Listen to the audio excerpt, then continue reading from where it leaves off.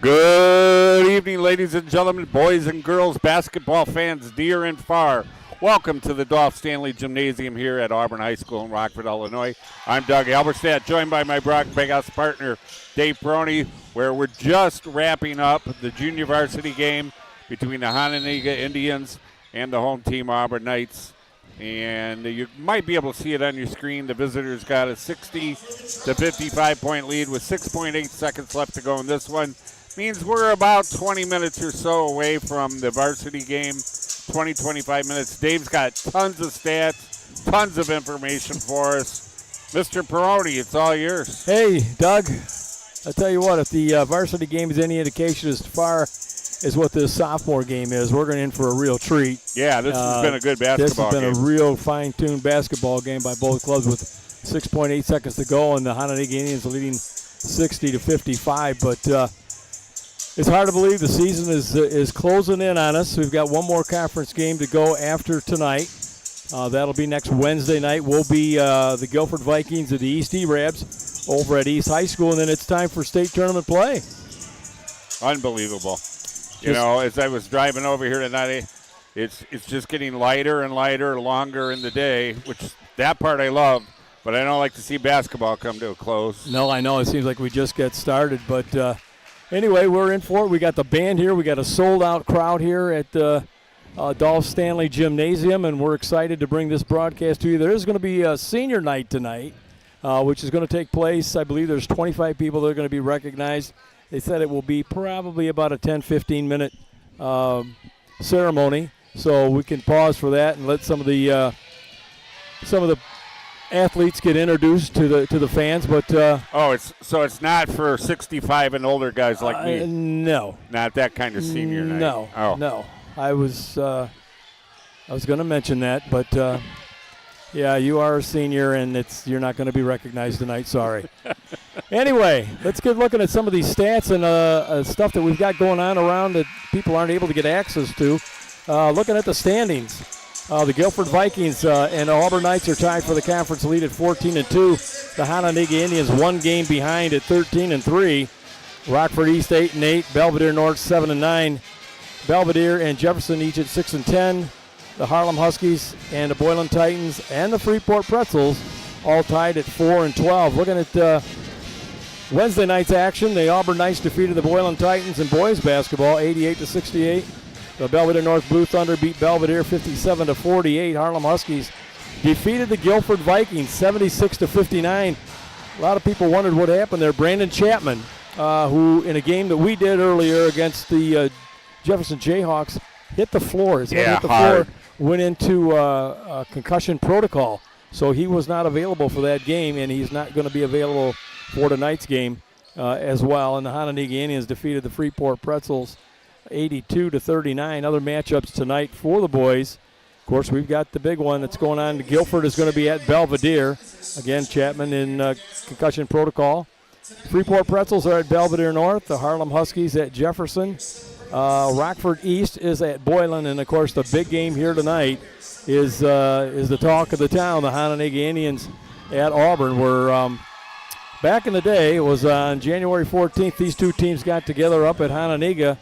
Doug, and the Auburn Knights were victors, 72-40. But I don't think we're going to see that tonight. Not going to happen tonight. That's absolutely for sure. Both teams and both know what's at stake. Question has been asked time and time again, what happens if teams tie?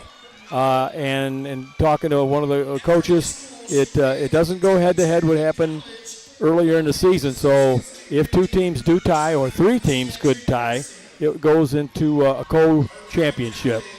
So that was a question I asked as well.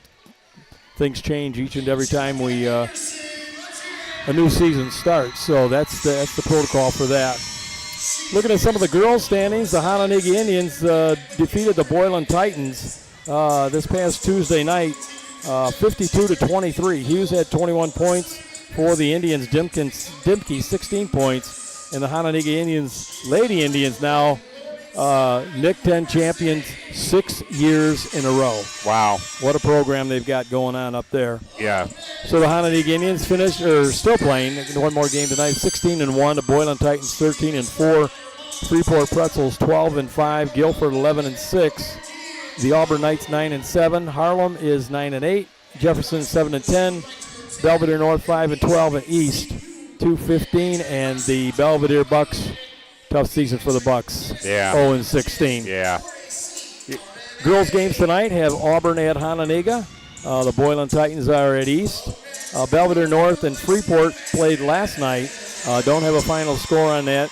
Belvedere is at Guilford and Jefferson at Harlem, and that takes care of the standings and the matchups for tonight, Doug. If you're at home or you're streaming, maybe at work or wherever you might be, on your screen you're seeing some of the senior, I believe it's like the dance team and the cheerleaders right now being introduced on the court. So as Dave said earlier, tonight is senior night, not for old guys like me, but for the graduates this May or June, not sure exactly when. But the class of 2026 being introduced here. Both the cheerleaders, and I think we'll get the athletes as well, the basketball players, lined up also here. So that's kind of what is currently going on pregame. They still haven't started the clock. They put 10 minutes on the clock, but we haven't got a countdown on that yet. Dave, you want to take a little break, or you got more? Let's take a break, and then we'll come back with the regional championship lineups for the girls and the boys. All right, we'll take a little break. We're going to leave the camera on. We're just going to cut the audio, and we'll be back in just.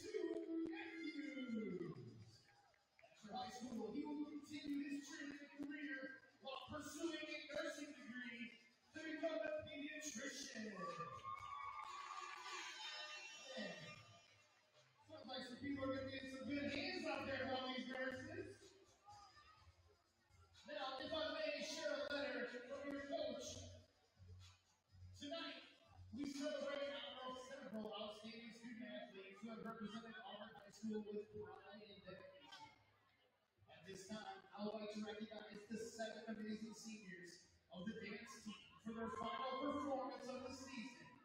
My captain, Kimora, Samaya, Mariah, Teresa, Mariah, and Mariah.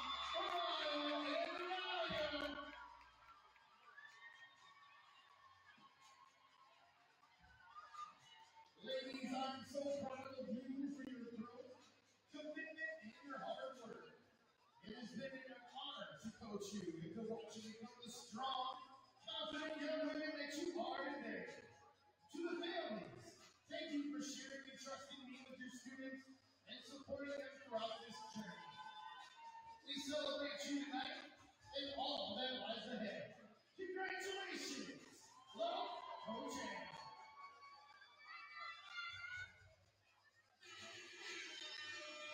Yeah, DJ Billy, keep the energy up. All right, guys, put your hands together for the dance team. First up, let's hear it from Guilford. She is being escorted by her grandmothers, Carolyn and Holly, her father, Curtis, her aunt, Noel, and her brother and sister. After school, she is 100% committed to Northern Illinois University, where she will major in nursing and health science to become a physician's assistant.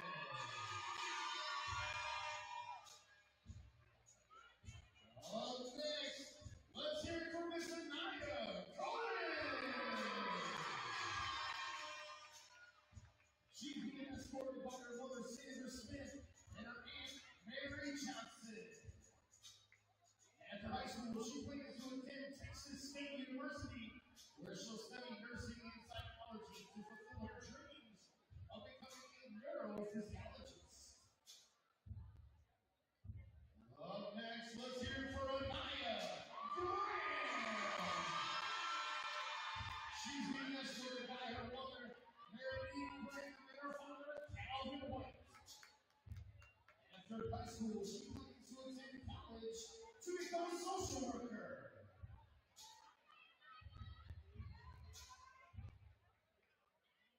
Up next, let's hear it for Tradisha Jefferson.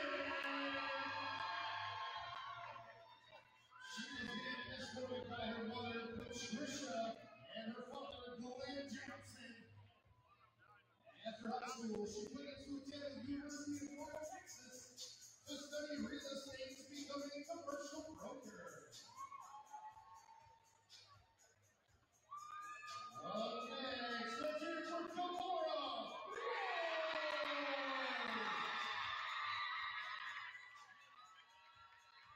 The captain of the men's team is being escorted by her parents, Charlie and Rachel Lord, her sister, and her niece and nephew. After high school, she's going to attend Columbia College in Chicago to major in fashion marketing with a minor in dance. She's looking forward to traveling the world and expressing her passion. Up next, those Stanley Gymnasium give it up for Mariah Watkins. She's being escorted by her mother, Melanie Parker, and grandma, Cheryl Gibson. After high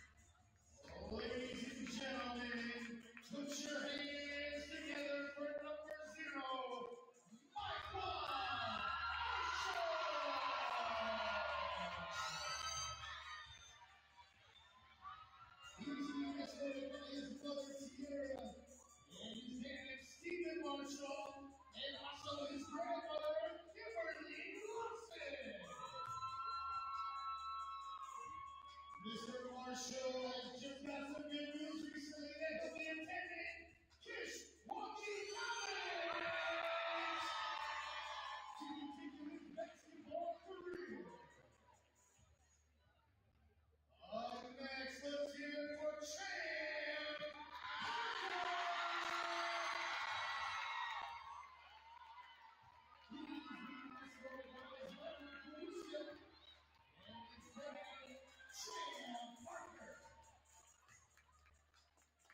After college, he plans to Mobley University located in Missouri.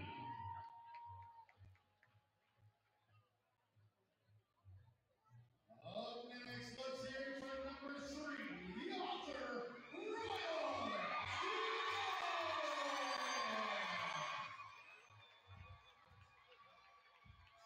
He's being escorted by his mom, Tiffany, and his dad, Christopher. And he will be attending the Rockford University. Oh, yeah.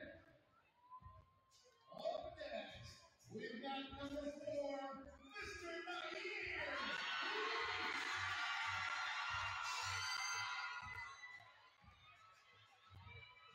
He's being escorted by his mother, Sunshine, and his dad, Mr. Wright.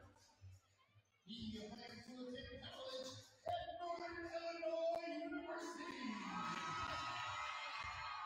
The Huskies. All right, ladies and gentlemen, up next is number 10, Javier Guilford. He's being escorted by his mom, Jalissa, and his granny, Lisa, as well as his uncle, Jerry. He is still deciding where he's going to go to school, but we know this man's got a bright future ahead of him. Up next, let's hear it for number 11,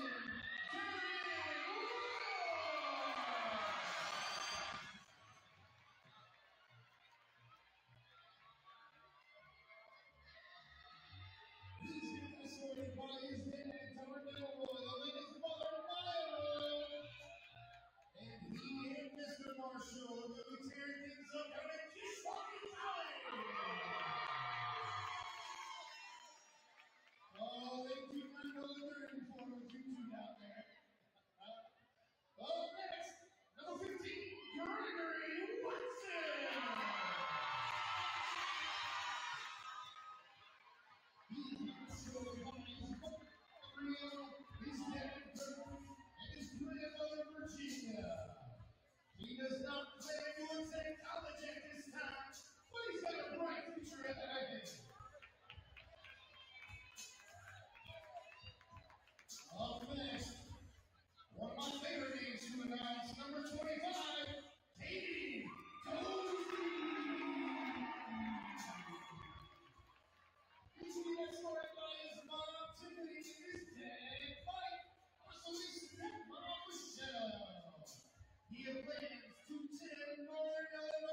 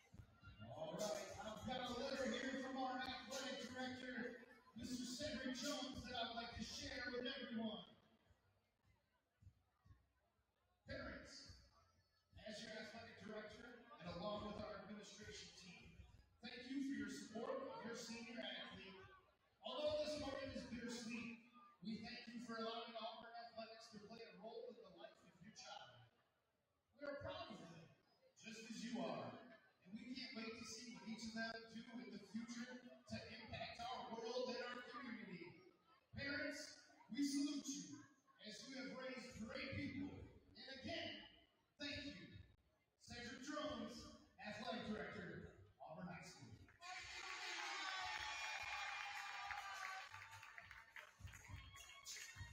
All right, ladies and gentlemen, let's get the court cleared and let's get this party started.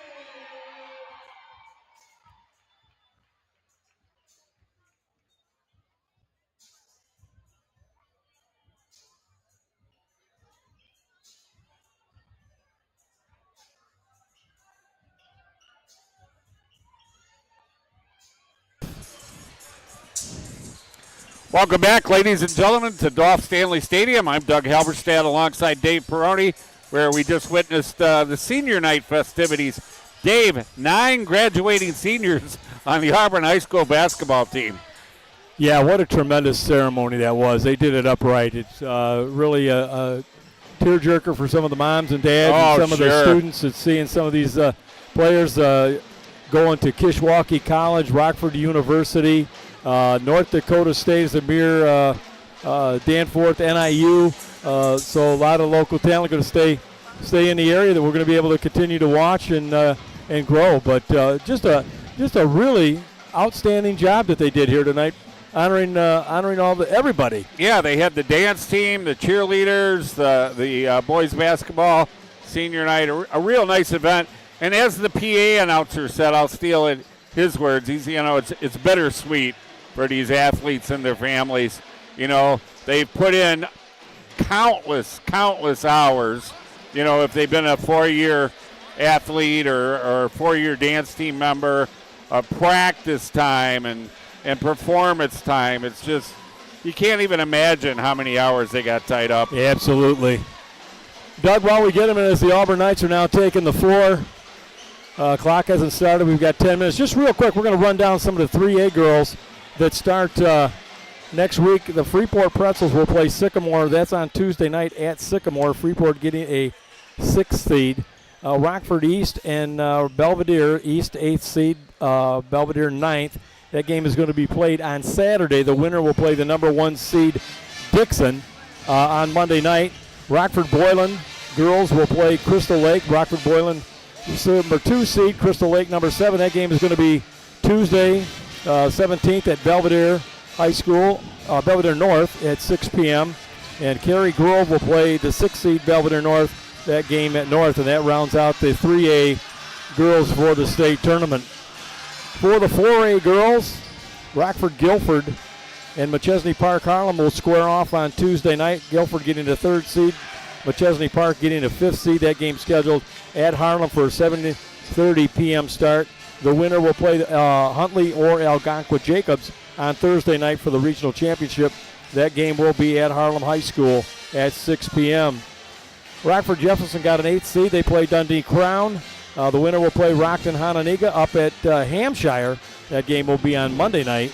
And then Hampshire and Rockford Auburn will play on Monday night, 7:30. Hampshire the 4th seed, Auburn the 6th seed. And then the sectionals will be played at Guilford. So a lot of basketball, Doug, as we get ready to go. The second season starts. Everybody's the same. And it's going to just be a lot of fun going ahead. Yeah, it's, they talk about March Madness, but we got the February Frenzy, too. So like you said, a lot of basketball still to be played. Tournament time is always exciting, no matter what level you're at. And, Dave, it's loud in here. It's going to be loud tonight, and it's going to be a lot of fun. One more thing we'll wrap up, and then we'll focus on this game tonight. In the 4A boys, the seedings just came out at 4 p.m. today. Auburn, the 2 seed, plays Huntley, the 7th seed. That's going to be at DeKalb on Wednesday night, the 25th of February at 6 p.m.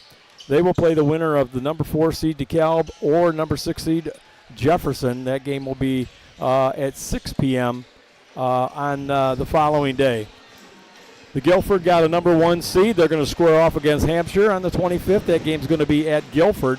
And then the Hononegah Indians will be playing the Harlem Huskies. Hononegah getting a 3 seed, Harlem getting the 5th seed. Those games are going to be at Guilford. hopefully we're going to be there to bring you the Rockford-Guilford game. Yeah, ideally that's the situation that we're currently in pursuit of, trying to get everything finalized for that. So hopefully that'll come to terms, and we'll be able to do those games for you, and you'll be able to catch them here on the YouTube broadcast that we're delighted to bring to you every time we get to do a game. It's a privilege. If you're coming into the gym locally here, I think we're going to have standing room only tonight, Dave. Yeah, Doug, you're absolutely right. Seats are pretty few and far between right now. And you know what? It gives you goosebumps. This is the way every Friday night should be, no matter where your team is or what their records are. Get out and support these athletes. Coming from a coaching background and a playing background, when you step out on the floor, it just makes your energized level goes that much higher. Oh, it elevates everything as far as the excitement level of the game. And, you and I have talked about it numerous times this season. When we got the pep band here, that's another thing that just kind of adds to the entire atmosphere. I don't know if people can hear it at home or not with the gym microphone that's on, but the drum line's playing and the horns kick in.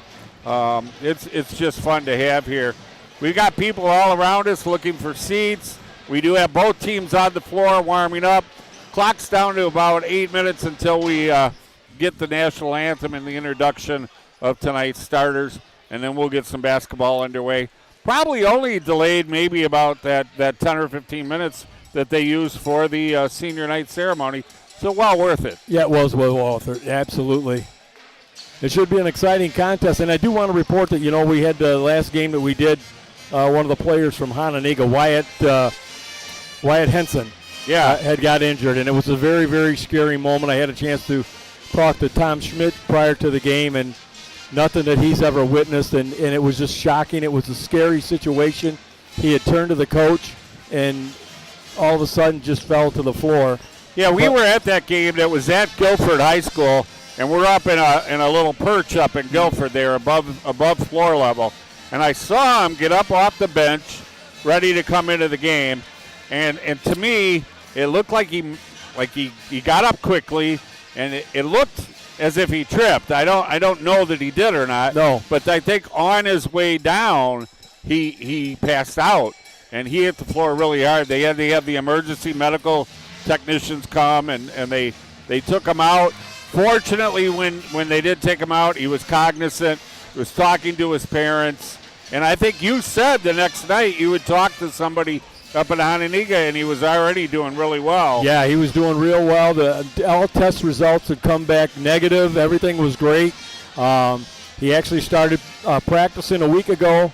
He played the other night, so he will get playing time. It's kind of a scary situation. You don't know. Sometimes you wish they'd find out what the situation was. True. So that they could rectify it, but he's watched very closely as he goes out and plays, and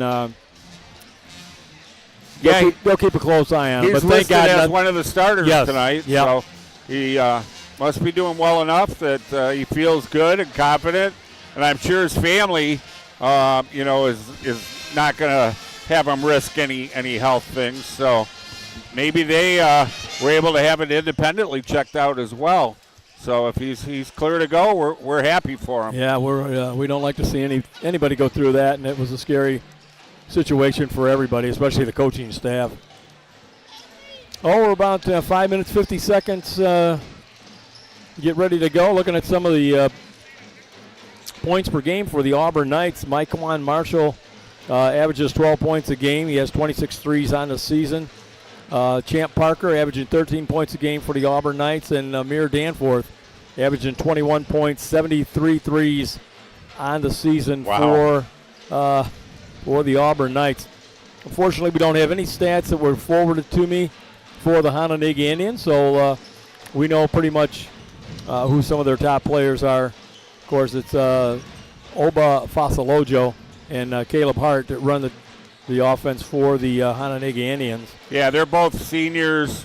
6-foot guard for Fasalojo, 5'11" for Hart. And one thing we do know, whether we got the stats or not, is that Hononegah pretty much lives and dies by the three-point shot, Dave. They've historically been a high percentage three-point shooting team, and I don't think this is going to be any different. And like we referred to earlier, the game they played about a month ago up in Hononegah, Auburn kind of pretty handily won that game. So you know that Hononegah is going to be looking for a little revenge tonight. Oh, absolutely, and that goes back some time away. Teams have really progressed in their programs since that time. So Brian Ott, I had a chance to talk to him, and he says, I'm looking for a much closer game here tonight. What's your computer say? Do we have that? Well, I'm glad you asked. Too early? I was just looking at that. The computer has, again, all equal fouls playing. You can't interject anything other than what the current stats are putting together. Has the Auburn Knights coming out on top 65-60, and the computer's only been wrong once so far. So we'll see. Yep. All right. So we got things pretty well set here to go. Dave, I just want to tell you who's sitting behind you. My Quan Marshall's family right by us here, Dave. Oh, is it really? Yeah. Oh, very nice. Yeah, celebrities in the house right by us all here. Kinds of celebrities. Yeah. Michael Marshall is going to Kishwaukee College. Yeah, and they said one other. He was going to be joined by, who was the other? There was another. Nair Wright, I think it might have been Nair Wright. No, Nair Wright is going to NIU. Okay. I know they announced one of the other seniors was going to team up with Mike Quan at Kishwaukee College. You know what? Yeah, Darian Royal is going to Rockford University. Okay. So if you can eliminate it on your sheet there. Yeah, I'll get back to you on that. A couple games we'll be watching tonight. Rockford East is at Boylan, and Guilford is at Belvedere. Of course, that Belvedere game plays a lot into tonight because of the fact that they're in the lead, tied with Auburn. So should the Auburn Knights fall tonight and the Guilford Vikings and the Hononegah wins, we got a three-way tie for first place. So the Auburn Knights hoping to defeat the Indians and separate them from the Nick 10 championship. Yeah, the kind of the motto that Auburn has here on the back of their warm-ups and everything, the coach sitting a couple rows in front of us, protect the castle. And that's what they got to do tonight. You know, they got to live by that motto, play by that motto. They call Auburn here the castle, and it's embroidered right on their warm-ups, protect the castle. And one thing difference between both gyms, you look at Hononegah, they've got that big backdrop. They're from the baskets. Here, you're up close and personal with the wall. Yeah, they do have some pads behind each basket, but yeah, it's you're on top of the action right here, just a few feet away from the hardwood. Minute and 30 countdown left on the clock. The band's playing. The officials have made it courtside. So we're just about ready to get things underway. I'm sure we'll have the marching band, pep band, perform the national anthem for us tonight.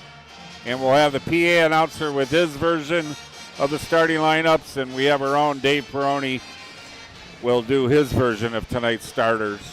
So we're just minutes away from the reason we're all gathered here tonight. I think they're going to call the captains courtside. I think we're going to get ready for maybe the school song or the national anthem. We'll have to pause for a minute and see which direction we're going. We might have a soloist. I saw somebody just walk by with a saxophone. Oh. And he looks like he might be making his way out to center court. Maybe to play the national anthem. Yeah, could be. Yeah, Well, that'll be interesting. Yeah, we'll pause here. Unfortunately, I am blocked in. I cannot stand for the national anthem, which bothers me. Yeah, you can't. I'm kind of locked in here. Well, we'll give you a pass, and I'm going to be quiet and let you listen to the PA announcer, and we'll do the national anthem. And as soon as that's over, we'll get back. I'm going to leave the microphones on, so hopefully if we do have that saxophone soloist, you'll be able to hear it.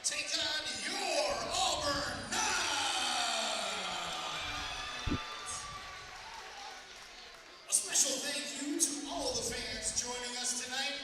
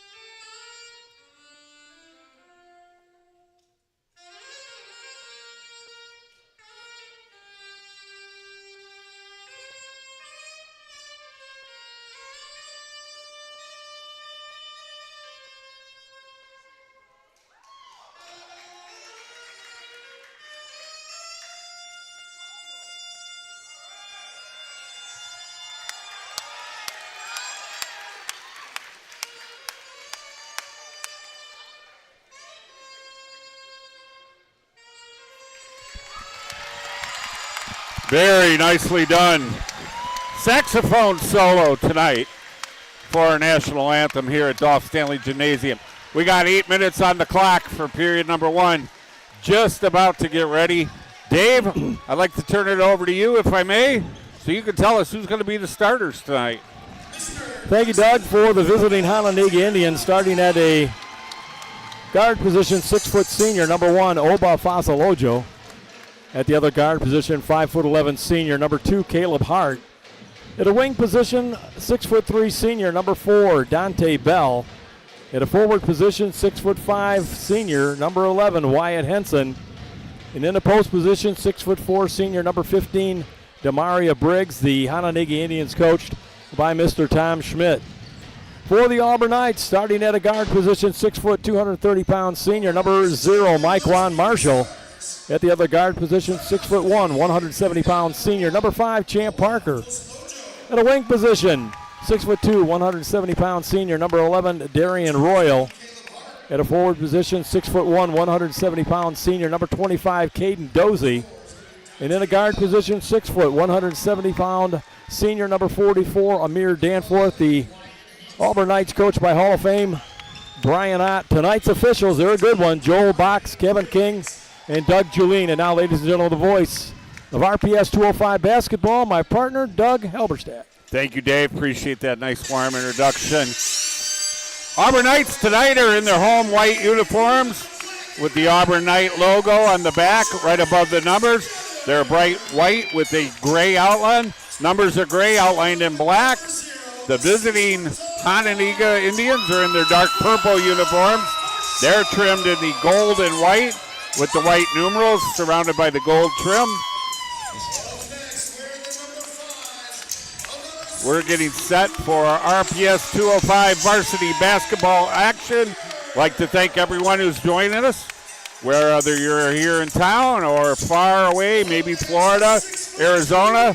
Nice to have you with us tonight as we get set for what promises to be, I think, a very entertaining basketball game. Yeah, it's going to be very entertaining. It's going to be very loud, and there's a lot on store for tonight's game. Both of these teams still in the hunt for that Nick 10 championship. Again, the Auburn Knights come in at 14-2, 21-7 on the season. The Hononegah Indians 13-3, 23-5 on the season. Hey, Dave, I just saw Coach Brian Ott go over and have a moment with his senior Amir Danforth. This possibly could be Danforth's last home game. Is that correct? Yes. All the seniors, right? They don't. Yes, because next week I'm looking at the schedule. Auburn is at Belvedere. And they won't have any sectional or regional games here. No, so this is the last home game. Last home game for all these seniors. So, yeah, it's going to get loud and proud here for the Auburn and their fans. We're about ready to jump ball. It'll be number 25, Caden Dozie, up against Wyatt Henson. As the officials are ready, we're going to get the whistle, and we're playing basketball. Opening tip, actually out of bounds. The officials say it will be home team ball. Tipped out by Wyatt Henson there. Mike Juan Marshall to Danforth. Danforth surveys the court. Back to Marshall. Nice pass over to Parker. Gets it on the wing. First shot no good, a little strong. That was Darian Royal, took the first shot of the night. Auburn Knights come out in a man-to-man. Hononegah Indians 3-2 zone. Stolen away by the Knights. Darian Royal with the ball. He passes off to Danforth.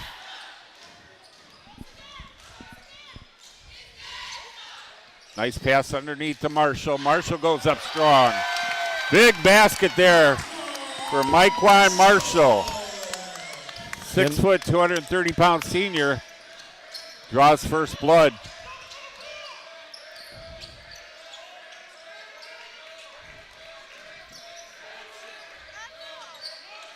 Dante Bell with the dribble. He gets it over to Hart. Hart directing traffic. Looks for a screen.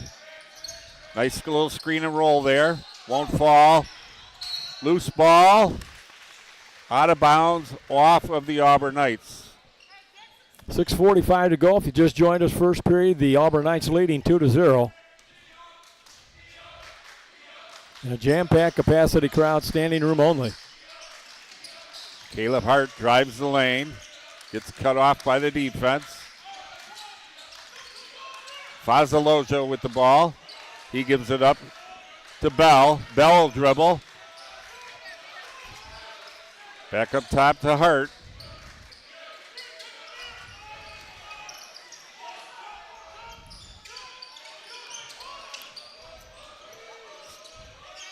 Tipped almost out of bounds. We got a foul. It's going to be on Caden Dozie.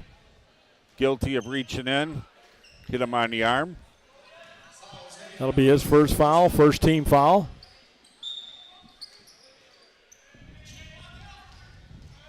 Here in the opening quarter.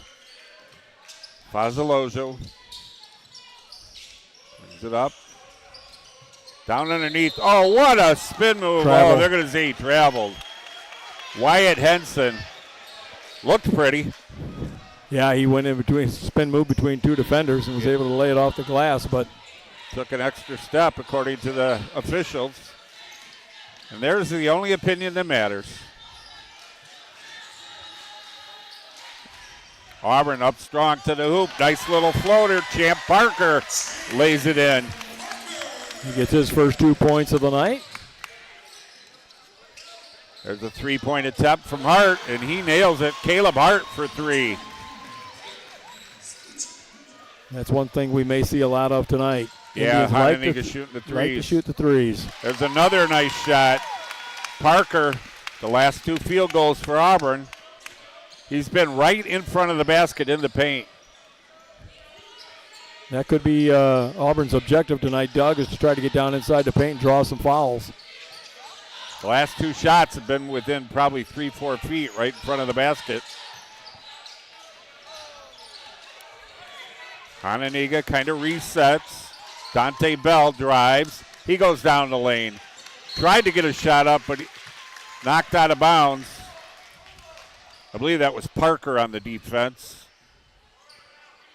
It will remain purple ball. Oh, we got a buzzer. Officials didn't stop play. An inverted buzzer, I believe. Inadvertent? I think so. Yep. Oh, nice little lay in there for Fazalojo.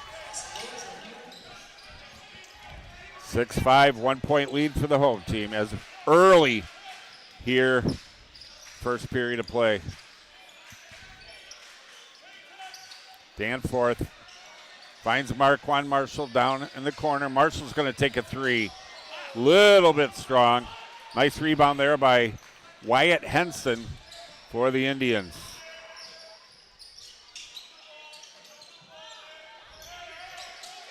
Bell gives it back to Hart. Hart takes another three off the rim.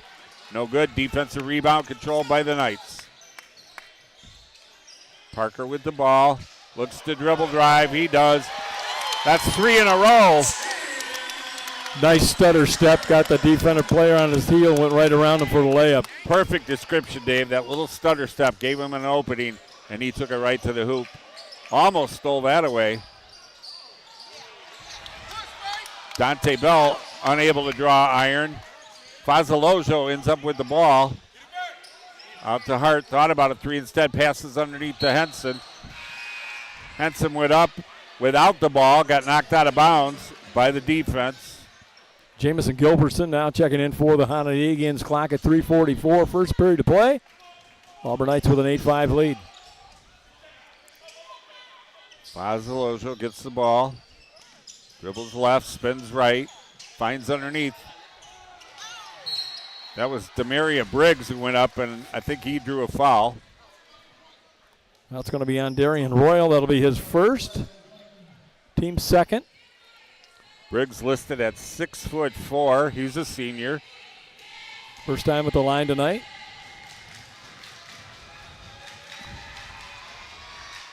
That one right off the front of the rim. No good. Looks like we still got people trying to come in, Dave. No room at the end There's right now. No room. Briggs' second one fires. It's good. Jace Brady checks in, number 21. He's 6'5", so a little height on the floor for the Indians. Yeah, they've got some height. A little bit of a full court press. Danforth finds Marshall on the wing. Marshall a little strong off the back rebound. Fazalojo gets it to Hart. Hart gets it cross court, mid-court. Down underneath. Nice little layup there by Demaria Briggs. Had an opening. What arm extension he had on that layup. Alley-oop. Beautiful. Myquan Marshall. He picks up his 4th point of the night. Alley-oop with his back to the basket. Oh, got a push off. No call. Big rebound. Knocked out of bounds by Henson. It'll be Auburn ball. Yeah, that was one of the prettiest alley-oops I've seen this season. Yeah, that was nice.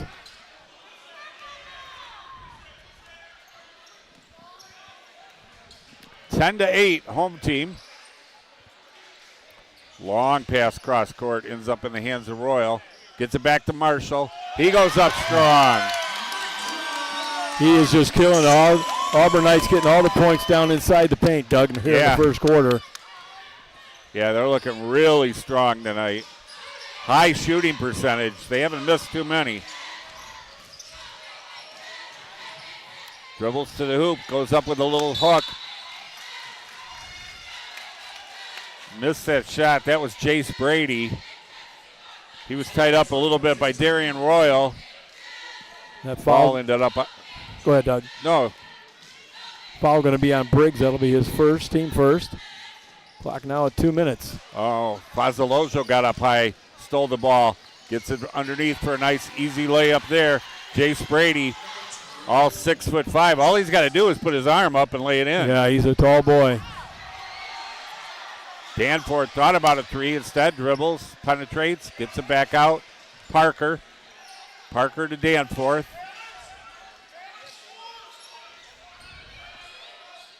Darian Royal back to Danforth, back to Royal, trying to get it inside to Parker. Parker took an extra step. Called for traveling. A minute 29 to go, period number 1. 12 to 10, Auburn Knights. Bell and Henson now check in for the Onondaga Indians. And Doug, if I noticed that they put on Amir Danforth, Jace Brady, 6'5" on him. Trying to alter his shot. Yep. Fazalojo behind the back, down the lane. Little floater off the front of the rim. Gets his own rebound. Passes it off. Jamison Gilbertson just got into the game and hits the first layup.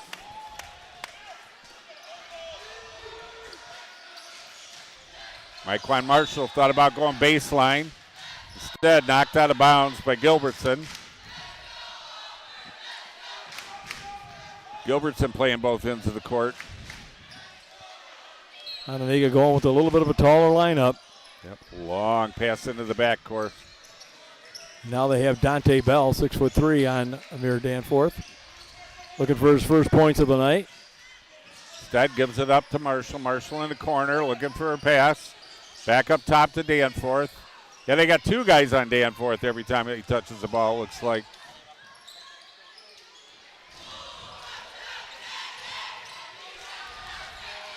There's Danforth's first shot, no good. Huge rebound, up strong. Parker. That's going to be on Dante Bell. That'll be his first, team second. Clock at 36.1 to go here in the first period. All tied up at 12.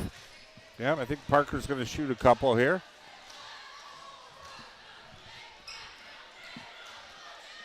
Champ Parker, 64% free throw shooter on the season for the Knights. First one, nothing but net.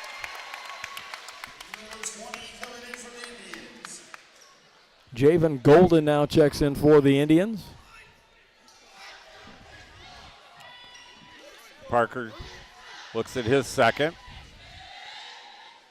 Shakes off a little nerves. And up and off, strong off the back of the rim. Rebound there, Gilbertson.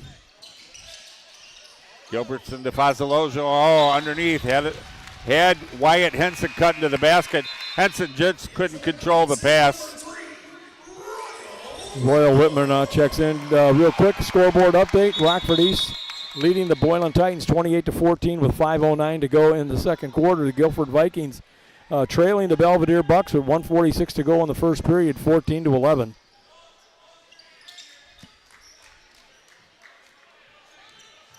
Danforth guarded by Briggs. Knocked out of bounds. Going to say it's off Briggs. So it'll remain with the Knights. 21.5 seconds to go, period number 1. Parker took one big bounce and was going to the hoop. I think he got fouled on the floor.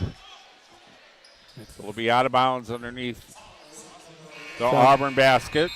That'll be on Wyatt Henson. That'll be his first team third, and entering back in as number 4, Bell, and also Gilbertson for the Indians. A little defensive substitution maybe. Oh. Nice errant pass controlled there, tracked down by Danforth. Good hustle to get that. He'll fire a 3. Off the rim, rebound. That was Dante Bell up above the rim. Battle on the floor for the ball. Henson shoots. He nails a 3. At the buzzer to give the guests the lead, 15-13. As the clock winds down to double zeros in period number 1. Dolph Stanley Gymnasium at Auburn High School. The visiting Hononegah Indians lead 15-13. As expected, Mr. Peroni. Yeah, we got a good one here tonight. That's absolutely for sure. And still waiting. Amir Danforth, positive thing for the Hononegah Indians. He was held scoreless in the first quarter. In fact, only 2 players were scoring, doing all the scores for the Guilford Vikings. Champ Parker, 7 points in the first quarter, 1 for 2 from the free throw stripe, and Mike Juan Marshall had 6 points for the Hononegah Indians. Pretty balanced scoring, Doug. Almost all the starters getting in the books. Caleb Hart with 3, Wyatt Henson with 3, and Demaria Briggs with 3. So, and the Hononegah Indians 1 for 2 from the free throw stripe as well. Yeah, all the offensive output for the home team has been 2 players. There's the stats that Alex Gary just handed to us for the first quarter. So, need to get some other players involved if you're the home team right now. Nice job on the Hononegah defense, keeping Danforth at bay. But as soon as he hits the first one, though, usually that's all it takes. Shooting stats for the Hononegah Indians, they shot 43% in the first quarter. The Auburn Knights shooting 60%. Again, thanks to Alex Geary for giving us those stats. Henson from the corner for 3. Nothing but net. That's back-to-back 3s for Wyatt Henson. He ended the first quarter with 1 and starts the second quarter with another. Stolen away by the Indians. Here comes Caleb Hart. He's going to take it all the way. Left-handed layup, no good. Defensive rebound controlled by Mike Juan Marshall. Marshall's on the floor. Tied up, no call. Underneath, alley-oop there. Up strong off the glass. Caden Dozie with his first 2 of the night. Nice pass there to get the ball underneath to Dozie. Caleb Hart will drive. He's baseline. Kicks it back out top of the key. Long shot, short rebound. Controlled by the Knights. Champ Parker. Drives, spins, takes a jumper. No good. Champ Parker finds himself back at the free throw stripe. He'll get 2 more. It'll be Henson. That'll be his second. And Champ Parker, who was 1 for 2 back in the first period. First one is perfect.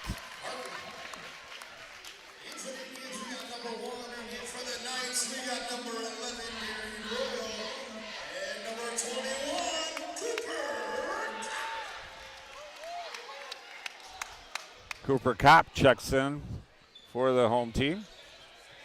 He's a junior. Second one a little strong. Rebound controlled to the Indians. Fazalojo, guarded by Marshall. Gives up the pass to Gilbertson. He does a little pass cross court. Strong in the middle. Went up. Demaria Briggs. He draws a foul. He'll be at the free throw line.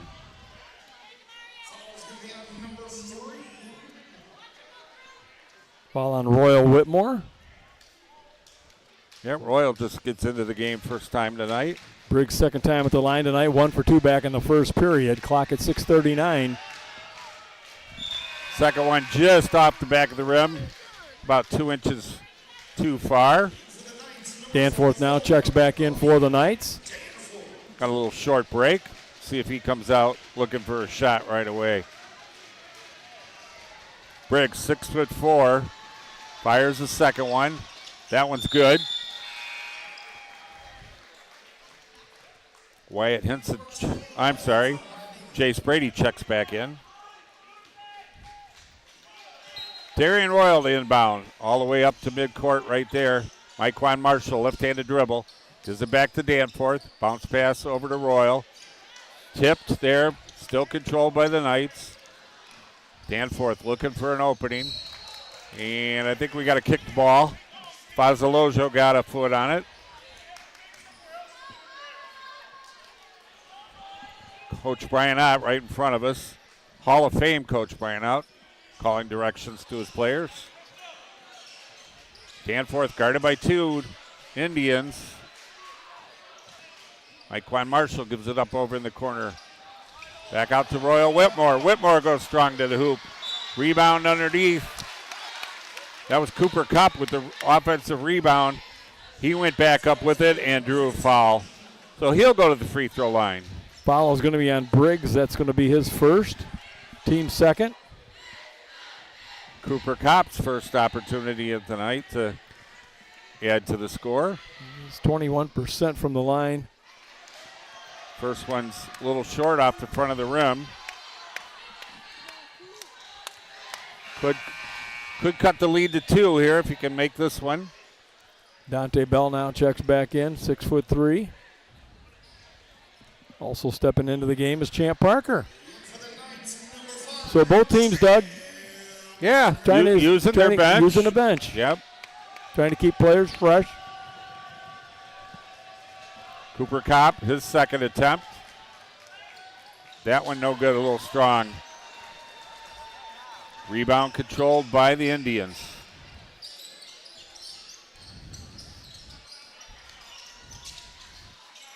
Passing on the perimeter. Drive down the right-hand side of the lane, lays it off the glass, up and in. Demaria Briggs. Using that backboard. Parker down the lane, left hand, switches to the right. Nice little floater for 2. Pick it up where he left off in the first period, right in the paint there from point-blank range. He doesn't miss those.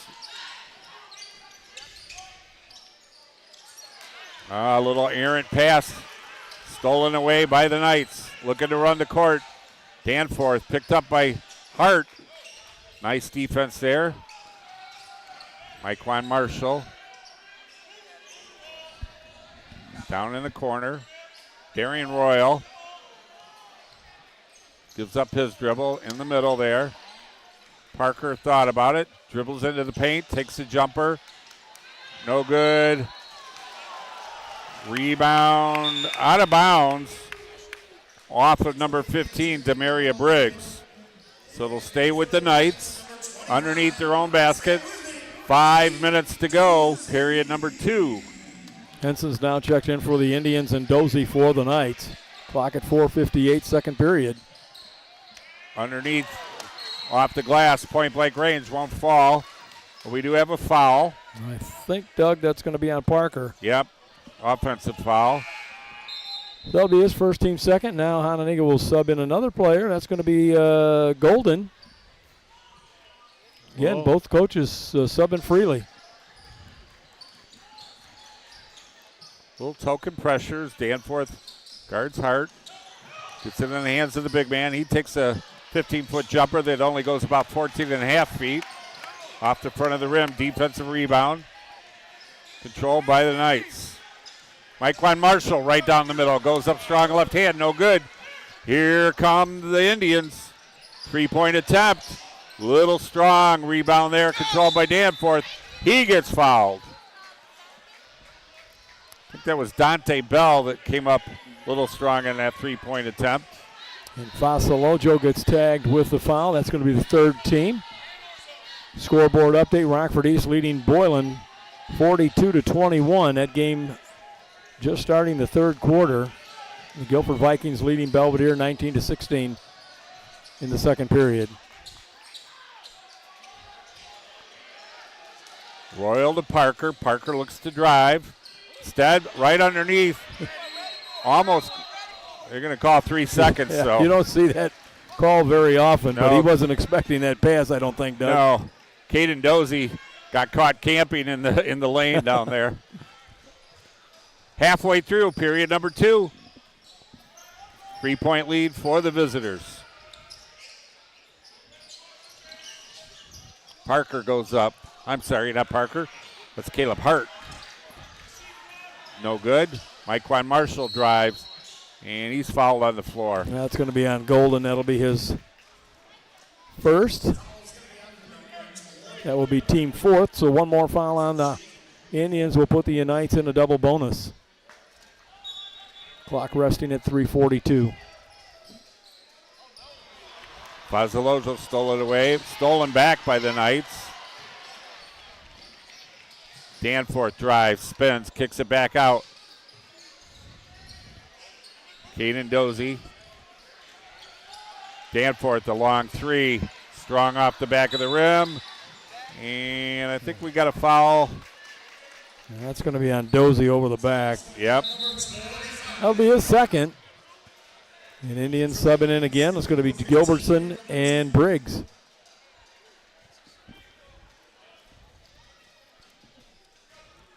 Dante Bell inbounds to Caleb Hart.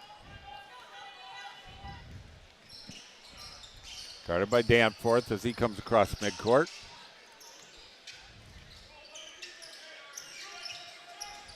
Hart and Bell change. Hart almost lost it. Little stutter step down the lane. Dante Bell gets the layup. He picks up his first points of the night.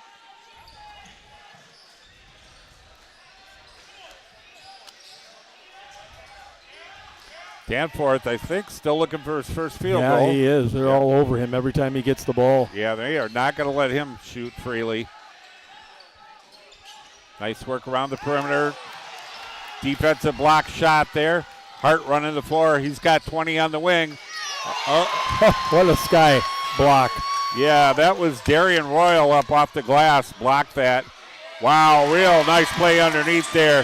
Caden Dozie underneath the basket. That time he was ready for it. And he laid it off the glass. Tom Schmidt wanted a technical foul because the player hit the backboard, but not going to get it. Nair Wright now checks in for the Knights. 2:18 to go here before the half. Indians leading 23-20.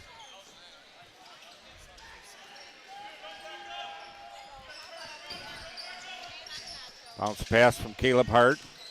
He gets it in the hands of Briggs. Nice backdoor cut. Yeah, Fasalojo got it back, and he lays it in off the glass. 2 minutes to go. 5-point lead for the Hononegah Indians. Darian Royal all the way across court. Wide open this time. Danforth just having a tough time. Stolen away there underneath, though. Darian Royal. Royal gets a steal and a lay-in. There were 4 Auburn Knights down there. And somehow he came away with the ball. Nobody there to defend him. Fasalojo cutting, can't control the pass. He carries the ball out of bounds. Tried the backdoor cut like they just previously did. Didn't work. Gilbertson now checks in for the Indians. Clock resting at 1:25 here before the half. Indians up 25-22.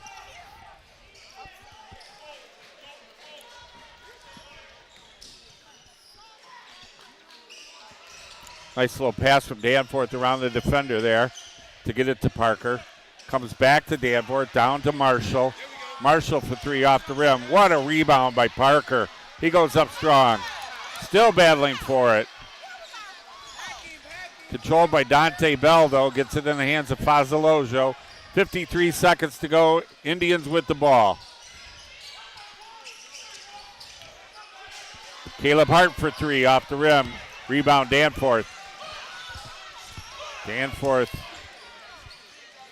into Parker. Parker goes up right in front of the basket. He draws two defenders and a foul. And that's what you want to do. Take it right at the defender's got to hit him on the arm. It's going to be a shooting foul. And that's going to be on Bell. That's going to be his second. Parker now at the third time at the line tonight, Doug. He's 2 for 4. Yep.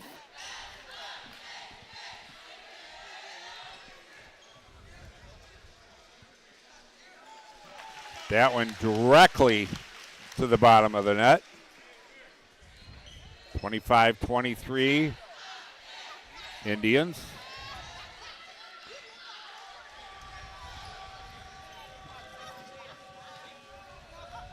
Second one, up and in.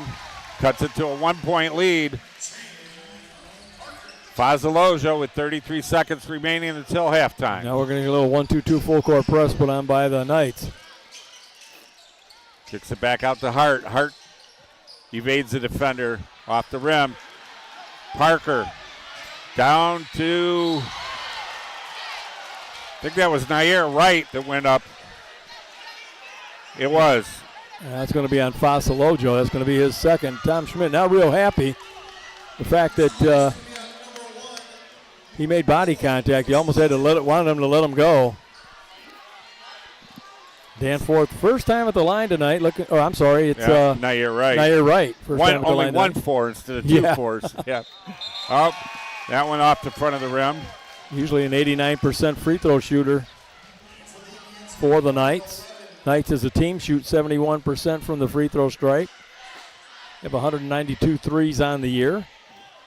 Trying to tie it up with this free throw. Second attempt is good. We're tied at 25. 17 seconds to go, period number 2. Caleb Hart works it across midcourt. Passes to Henson. Henson takes a three, no good. Long pass. Danforth got to shoot. He fires a half corner. Oh! Yeah. That ignites the crowd. At the half, at the buzzer, from just inside midcourt, gets his first field goal of the night. And that's the problem with Amir Danforth. He was shooting NBA threes, couldn't make them. He had to step back a little bit further. Yeah. What an outstanding shot. With that, we'll take a little break as the fans here electrified by Amir Danforth's shot at the buzzer to give the home team a 3-point lead, 28-25. Thanks to Alex Gary for getting us fresh stats. I'll hand that over to you, Dave. We'll take a quick timeout and enjoy the band. I'm going to leave the mics on so maybe you can hear all the entertainment here at halftime.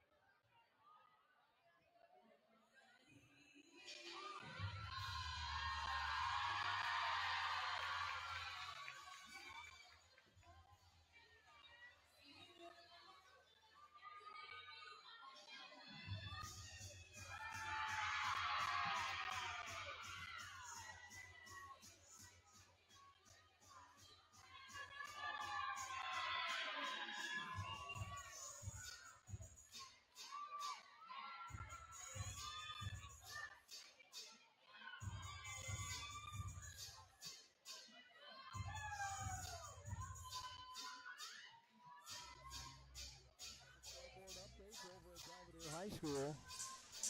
It's Belvedere and Guilford. All tied up at 23 at halftime. The Rockford East E-Rams leading the Boylan Titans 42-23. That game was 7 minutes to go in the third period. Scott Libber going by. Yep. Scott, one of the best sports anchors in the city of Rockford, covers every major sport. I still would, someday I'm going to ask Scott, I think I want to shadow him, but I don't know if I could keep up because the mileage on the he vehicle is everywhere. Yeah, it's a good thing he's got the company car. Huh? Yeah, right? I see the other television stations here tonight as well. So we got full local coverage tonight. We're glad to have you joining us here on our YouTube broadcast in conjunction with the Huddle video and the audio provided by Mr. Peroni and myself. 4 minutes to go until period number 3. And now we'll have to see, Doug, what adjustments both coaches make. What do you think of the first half? Oh, wow. You know, I'm a little bit surprised that Danforth didn't come out the usual Amir Danforth that we're used to seeing. You know, not until that final shot at the 1 second mark there left in the second half, in second period. So that's a little bit of a surprise. Both teams actually shooting relatively pretty high percentages, I think, from just my mental point. A lot of inside shots for the visiting Hononegah Indians. And I'm sure you've got the numbers in front of you. The 3 points, I think they had a couple of those. So. Yeah, well, the Auburn Knights are 1 for 9 from 3-point range. Hononegah Indians 3 of 11. Okay. From the 3-point range. Okay. Just not very good shooting at that point. The Indians have made their way back out courtside, but they're not able to warm up right now because the dance team has the court. Yet to see the Auburn Knights come out of the locker room. Tommy Schmidt looks a little frustrated because yes, he does. He wants his team out there warming up. Yes, he does. Came out a little bit early, and it's not going to happen. It looks like he's looking for somebody to say, hey. I think he's going to ask for more time to be put back on the clock. We'll see if he gets it. And here come the home team making their way back from the locker room, led out by Amir Danforth. And they may put another 3 minutes back on the clock. We'll have to wait and see as the Auburn Knights come out and take a seat. Again, next Wednesday night, we're going to be at East High School, the Guilford Vikings playing the East E-Rebs. And like I said, they've got a barn burner right now over in Belvedere, the Belvedere Bucks. Only 6-11, 14-15 on the season, but giving the Guilford Vikings some fits. But again, Brandon Chapman not playing in that game and one of the leading scorers. And you know, Doug, when you get a leading scorer that's out of the game, and I'm going to go back with the Freeport Pretzels for the girls, London, who got hurt. The Indians were the Freeport Pretzels were undefeated, and when she got hurt, a season-ending injury, they've lost 5 in a row. Yep. So that player does make an impact. Well, they just asked the cheerleaders to evacuate the court so that they could get a little warm-up time. Yeah, and the official came over and said put 4 minutes on the court. Yeah, and it's smart, and that's what I said. We got a great crew: Kevin King, Doug Julene, and also Joel Box. And pretty good job doing refereeing here tonight, I thought. They've had every game well in control and letting the kids play a little bit. We did get a 3-second call, which is kind of a rarity in high school boys basketball. Now the cheerleaders are over on the far side of the court as both teams are on the court warming up. 3 minutes and 21 seconds to go until the start of the third period. And I got a feeling we're going to have an exciting third and fourth period here on this not too bad of a temperature-wise evening in Rockford, Illinois. Oh, this has been great. I think they got the doors open, getting some fresh air in here.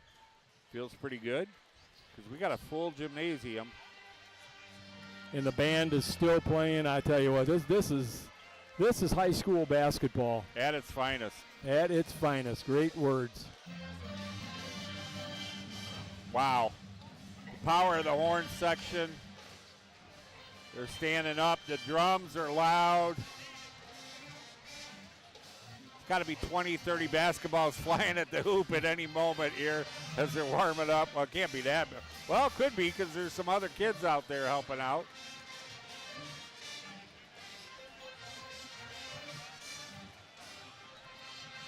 Any surprises that you thought of, Dave, in the first half? Well, Hononegah has pretty balanced scoring. They can't really focus in on one specific person. Champ Parker took over, so the bench really, or the other two starters have picked up the pace for Amir Danforth. But we'll see if head coach Brian and I, maybe we'll try to set some picks to get Amir more focused, more into the game, get some a little bit better shot selections. Now we just lost the clock. Scoreboard just went blank. Oh, there it's back. Somebody step on the court. Yeah. But again, if you're out, state tournament's going to be starting. This is the best. I don't know what they charge for tickets now. It's $7, $8 maybe to get into the game. Whatever it is, you can't beat this environment that's here tonight. You know, speaking of which, I don't normally do this, but there's kind of a friend of mine, Tom Giamalva. I think you know the Giamalva. I think his brother coaches for Guilford? Yes, that's Jeff Giamalva, yep. Okay. Well, I know Tom's here at the game tonight. He supports high school sports. I see him at football games and basketball. And I don't know that he's got any real interest like when he goes to the Guilford games, but he's here just enjoying the game tonight. And I just kind of, that's what we're talking about, you know, people that come out and support high school sports. And I just kind of wanted to give him a little quick shout out. Yeah, and also we want to recognize, and it wasn't for this young lady that is the head athletic director for the Rockford Public Schools, District 205, and that's Dawn Williamson, because she bought into the idea of keeping Rockford sports alive by allowing us, when we got to a meeting with her, to say yes, her and Dr. Aaron Jarrett, that even though radio doesn't want to cover it, we got to get these kids and coaches and the band, the cheerleaders, the dancers, and so everybody that's involved with high school sports, not just the players. Right, you know, and so credit to Dawn. We appreciate her taking the bull by the horn, and also, hey, the supporting cast. You got Kim Pedersen. Yeah. You've got Andrew Lippert. We had an issue technical. He was there in 5 minutes to help get us back on the air over at Guilford High School. So just an outstanding team that we have, and again, if it wasn't for them, we wouldn't be here. Well, I know we haven't finished this season yet, but I'd like to put my application in for 2027 if that's possible. Well, 2026-27. Right. Yeah. How about for next season? There you go. You know. Yeah, we'll have to have a meeting and see if we can enhance this even more. But I've had a lot of people that I've seen out in public and some emails that just said, hey, we enjoy being able to visually watch a game and hear the broadcast as well. All right, 8 minutes up on the clock. Period number 3, whistle blows. And Auburn gets the ball to start period number 3. Danforth to Royal. All the way across the court to Myquan Marshall. Myquan takes the dribble, shoots off the rim. Rebound controlled by the offense. Royal fires from about the free throw line, and he nails it. Gives the home team a 5-point lead. Caleb Hart looking to respond. Fazalojo back in the corner to Hart. Hart guarded closely by Danforth. Hart tells everybody clear out. He gets the screen, goes around it, takes a floater, no good. Rebound controlled by the offense. Hart got his own. Royal comes out of there with it for the defense. Myquan Marshall passes to Parker, back to Marshall, over to Royal. Royal for 3, off the back of the rim. Rebound controlled by the Indians. Oh, Caleb Hart. Travel. Yeah, he got Caden Dozie was there at the same time the ball, and he got right up on him. I don't think he saw Dozie. 1 minute expired, period number 3. They still go to put pressure on Danforth. Caden Dozie, long arms. Gets it knocked out of bounds by Caleb Hart. It'll stay with the Knights. Darian Royal set to inbound.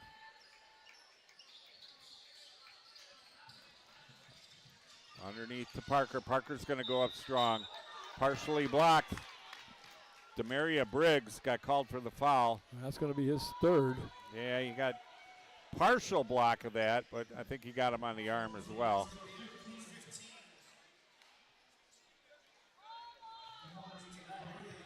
Parker going back on the line tonight. Brian Ott coaching Danforth. All I heard was you got to screen that middle defender. Parker 4 or 6 from the line. Nails that one. Extends the lead to 6.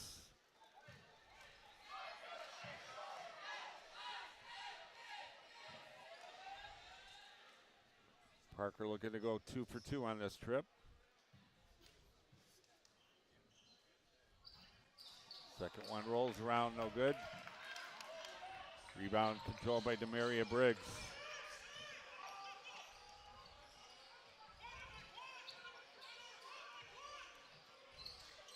Caleb Hart to Fazalojo. Fazalojo gets a screen. Dribbles between the legs. Thought about it. Leans in. Ooh. Got him with the body a little bit. No call. Dante Bell currently holds on to it. Bounce pass underneath. Loose ball up and in. Demaria Briggs able to come up with the loose ball right underneath the basket. Took it straight up off the glass and in. Foul's going to be on Royal.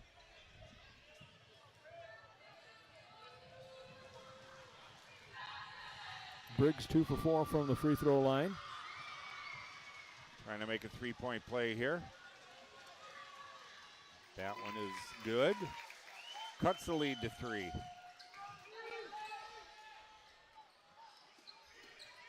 How many times have we said that this year? Parker to Danforth, Danforth to Parker. Those two like to bring the ball across court. Out of bounds off of Mike Marshall there. Pass was a little low. He couldn't control it. Turnover. Indians ball. Clock now at 6 minutes, third quarter. Stolen away by Royal. We're going to have a slam. Oh, up. Nice little soft layup.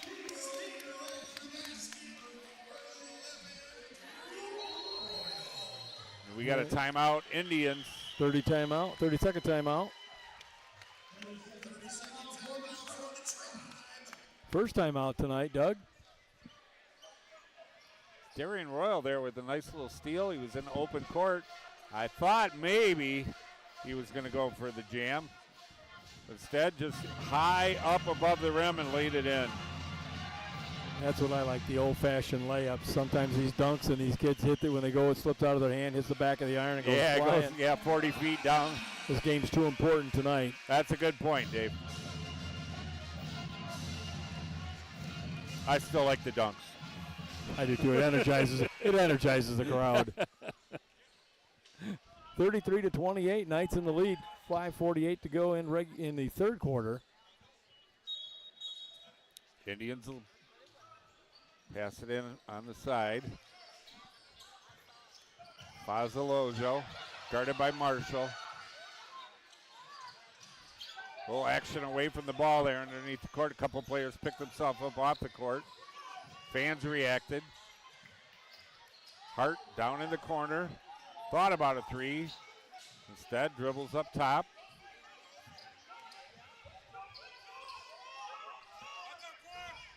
Fazalojo in the middle to Briggs. Briggs looking for Hart as he cut to the basket. Stolen there by Royal to Danforth. Up underneath the basket. Couldn't get the layup to go. And looks like he stepped out of bounds. And it's going to got 2 or 3 players over there on the end line. Gilbertson now checking it back in for the Indians. Clock at 5:11, third quarter. Scoreboard update over at Boylan High School. Rockford East leading the Boylan Titans 70-33. That game just getting ready to start the fourth quarter of play, and the Belvedere Bucks leading the Guilford Vikings 31-29. Hart drives down the lane. Ooh. Oh, he slipped. Went down hard. And you got to wonder, Doug, with all these people in here, is there condensation on the floor? It might be, Dave. You know? Like we said, I think there was a door open earlier. Yeah. So, yeah. He just slipped. Yeah, he went down pretty hard. 30-second timeout again by the Indians. So they'll have 3 fulls remaining. Brian Ott with all his timeouts left. Yeah, that floor could be a little slippery. I mean, it's waxed to the nth degree. I mean, it looks beautiful. I don't know if you can see that at home or not, but what I can see on my monitor, the light reflection. Right. Beautiful court. And kudos to the Auburn Night Band. This is what I referred to quite a few broadcasts back as when they did a football game. They played during timeouts and intermission and stuff. Makes a college atmosphere. Yep. Kudos to the band director. Yeah, you got the instruments out of the cases, you know. Yeah, play them. Play them. And play them through the whole night. Yep. A lot of times bands leave at halftime. Well, looks like they're here for at least all the way through the third period. Well, kudos to them. Parker with the ball. Down in the corner, Danforth. He gives it up to Royal. Royal takes a bounce. Back up top, Marshall. Underneath. That was Royal. I think he drew a foul. So he'll be at the free throw line. That's going to be on Fasalojo. That'll be his third.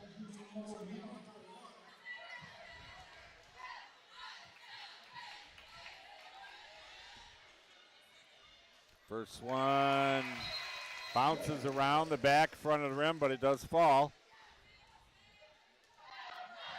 Sends the lead back up to 6 for the Knights. And 7. Royal adds to his 70% free throw shooting on the night. Hananiga gone a little cold here in the third period. Behind the back pass. Gets it to Briggs. Briggs goes up strong. Rolls it on. Gets his own rebound. And I think he got a foul. No, they're going to call it on him. Yeah, he looked as though I saw the head go back on the defender, as though he might have caught one in the chops, and that's going to be his 4th foul. So he's going to go take a little bit of a rest. Brings back in Wyatt Henson, checks in. Parker getting hounded from behind by Bell. There's Danforth for 3 off the rim. What a nice rebound there by Caden Dozie. Offensive board. Keeps it alive for Royal. Royal takes the 3 off the side of the rim. Dozie another rebound. Dozie kicks it back out to Marshall. Marshall for 3. He nails it. And I got to tell you right now, the Auburn Knights have come out there the more aggressive team here in the second half. Yeah, doing real nice job on the offensive boards. Oh, that had to hurt. Surprised he didn't get a technical. Yeah, he slapped the backboard. That's going to be on Darian Royal. That'll be his 3rd. I don't think they call that anymore like they used to. Yeah, not like they used to, because I could hear that all the way over here. No, we got a push foul, no? Yeah, that might have been one of those flop things there I saw. They didn't, not going to call it, but the official's talking to him. Yeah. He was trying to draw a foul. Yeah, that was Caden Dozie trying out for an Oscar.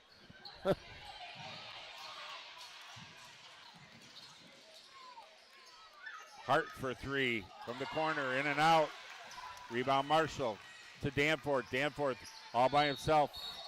4 Indians down there. And I believe Caleb Hart fouled Danforth. On the floor, won't be shooting. You're correct. I love it when you say that, Dave. Could you repeat that one more time? You're correct. It's something I never hear at home. Fasalojo and Henson now back in for the Indians. And the Indians with 14 fouls. Next one will be a shooting foul for the Knights.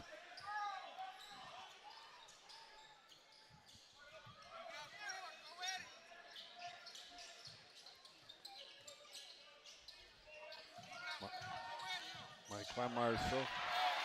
Real nice pass underneath to Caden Dozie. Dozie with the layup. 8-point lead. Biggest lead of the night for either team. Belongs to the home team Knights.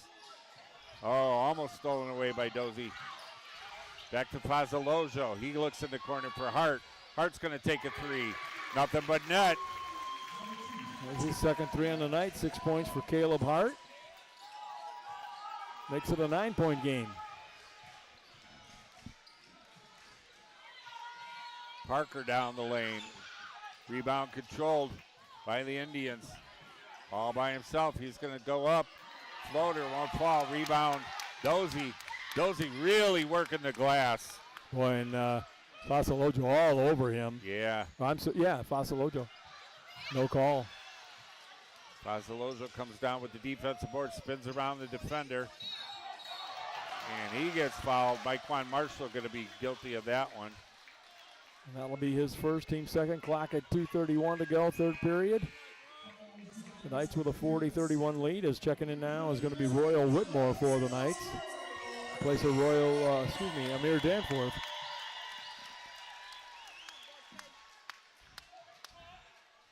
Caleb Hart looking for some help. Needs to get it inbounds. Finally does. Oh. Stolen away there by Caden Dozy, but he got tripped inadvertently, I believe. Jace Brady. And that's going to be a shooting foul now, double bonus with 5 team fouls. Jace Brady looks like he might wear about a size 14 or 15 Nike, and got in the way of Parker there. Parker 5 for 8 from the line. He's been there quite a bit tonight. Yeah, he has. Been the only one. No stranger. Most part. That one off the front of the rim. Looking to extend the lead to 10. If he can make this one.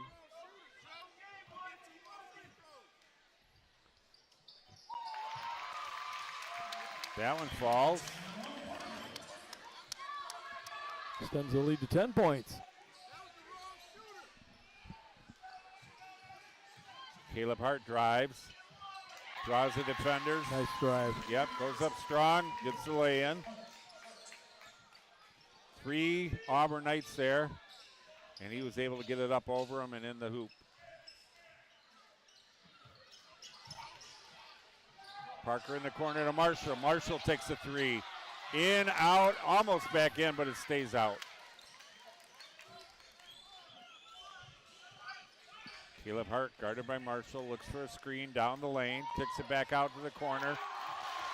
3-pointer there by Jace Brady. Back to within 5. Those 3-pointers will do that for you. Knights pull away, and the Indians start to chisel right back. Yep, 2 back-to-back threes. Nice pass underneath. Royal couldn't get it to go. Nice backdoor cut. Yep. Hart comes out with the ball, dribbles to the left hand, kicks it back out for another 3. That one won't go. A little strong off the rim. Here comes Parker down the lane by himself. Controls, takes it up, off the glass. Blocking foul. Is that on the floor or while he was shooting? I believe it's going to be while he's shooting. Yep. 2 shots. Going to give him 2. Fazalojo gets his 4th foul. Parker doing an awesome job of going to the rim tonight and getting drawing those fouls. And back on the free throw line. Yep.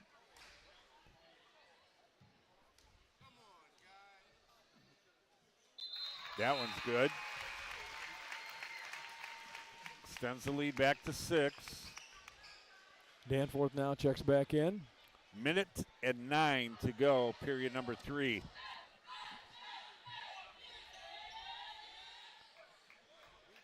Steps up to the line. Second one is in and out, no good. Rebound controlled by Dante Bell. Back in the hands of Caleb Hart. Caleb looks for a screen, gets it, rolls. Keeps his dribble alive, goes to the middle of the paint. Got his own rebound. Back out to Bell. Bell's looking for some help. Nice defense there by the Knights. Bell still with the ball. Gives up the ball to Hart. Hart fires a 3. You got a whistle underneath. Hananiga clapping their hands. Going to be on Cooper Kopp. Yep.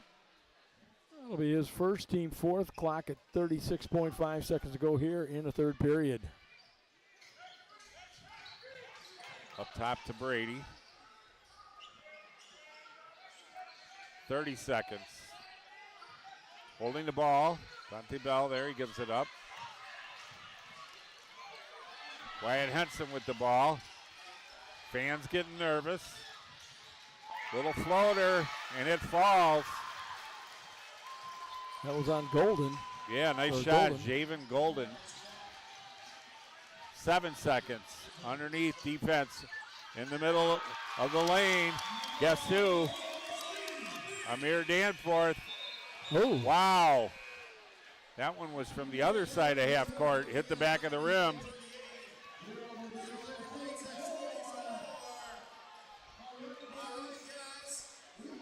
Six-point lead for the home team as we get ready for the fourth and final period here. RPS 205 varsity basketball. Auburn Knights with the lead, 44-38. And as expected, pretty close, tight game. Once again, thank you to Alex Gary for giving us the freshly printed stats.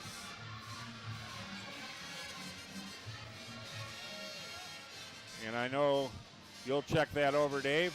Looked like just at first glance I saw Champ Parker with 15. I think he's the leading scorer tonight.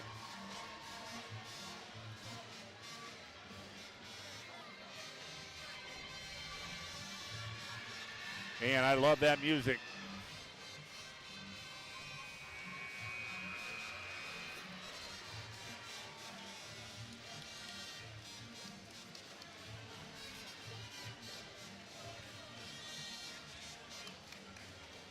looking at the third quarter third quarter, you're right, Doug.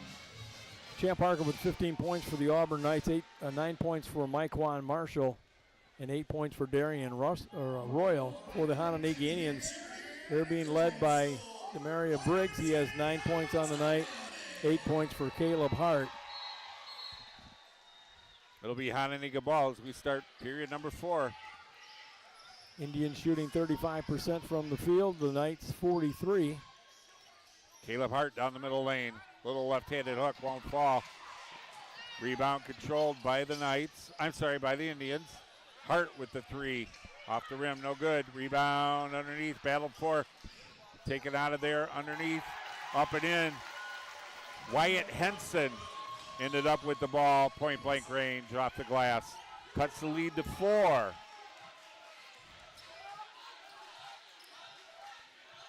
Champ Parker down in the corner to Royal Whitmore. Whitmore takes one dribble, thought about a 3. Instead passes it back up top. Parker draws the D. Cross court to Myquan Marshall. I think the Knights are content with just using a little clock here. Danforth takes the jumper strong off the back of the rim. And we're going to keep it right down here on the rebound. We got a foul. Going to be on Jace Brady. Gilbertson now checking back in. Amir Danforth to inbound the ball. Gets it right away to Cooper Kopp. Marshall down to Whitmore. Whitmore fakes the pass. Stepped in the middle, then did kick it out.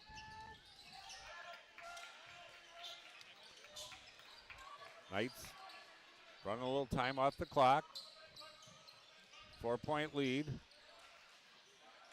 Trying to pull Hananiga out of that zone.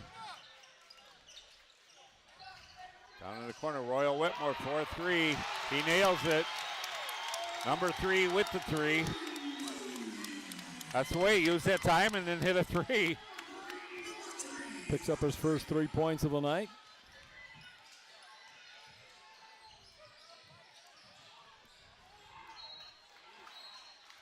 Loose ball, out of bounds. Going to stay with the Indians. Fasalojo now checking back in. And also Demaria Briggs. Number 10, Jamison Gilbertson will inbound the ball. Gets it in the backcourt. All the way to Caleb Hart. Hart all the way down underneath the Auburn basket. Brings it across midcourt. Dante Bell. Demarion Briggs. Heel drive. Gets a foul out on the floor.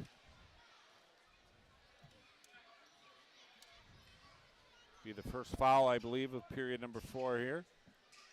47-40. Home team. The foul's on Whitmore, his second. Dante Bell to Caleb Hart. Caleb Hart guarded by Danforth. To Bell. Back up forth to Briggs. He's hounded by Cooper Kopp. Fasalojo turnaround jumper, no good. We got players on the floor. Foul on number 21, Cooper Kopp. Kopp will come to the bench. Back into the game, Caden Dozie.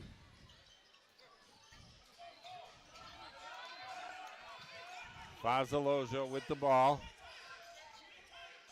Briggs to Fasalojo. Fasalojo fires a shot. Rebound Danforth. Danforth look to go down the middle. Pulls it back out. Guarded closely by Hart. Danforth goes down the left side of the lane. Passes it out to Royal Whitmore. Back to Parker. Auburn kicks it back out. Taking a little time off the clock. Yep, we're down to 5 minutes. 7-point lead. Parker drives all the way to the hoop, lays it in. Saul Lane took it. He picks up his 17th point of the night. Draws the applause of the crowd.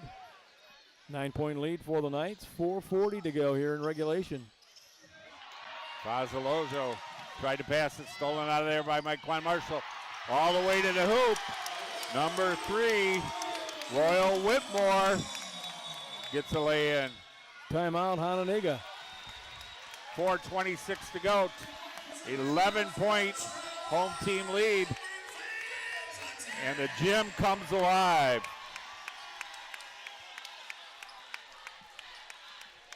Comes more alive? Would that be? More alive. Yeah. Final to report, the East E-Rabs defeated the Boylan Titans 77-40. And the Guilford Vikings hanging on right now. There's 3 minutes and 20 seconds to go in regulation. They have a 4-point lead over the Belvedere Bucks. Much needed win for the Vikings. Speaking of Vikings, we'll be over at East High School on Charles Street in Rockford as the Vikings come calling next Wednesday night. Right now here at the Castle, we have the Auburn Knights protecting their home hardwood. 51-40, 11-point lead to go. 4 minutes and 26 seconds left in period number 4. Starting to stretch it out a little, but last time they got up in double digits, Hononegah came back with 2 immediate threes. So we'll see if they're going to try that strategy again, try to get somebody open on the perimeter.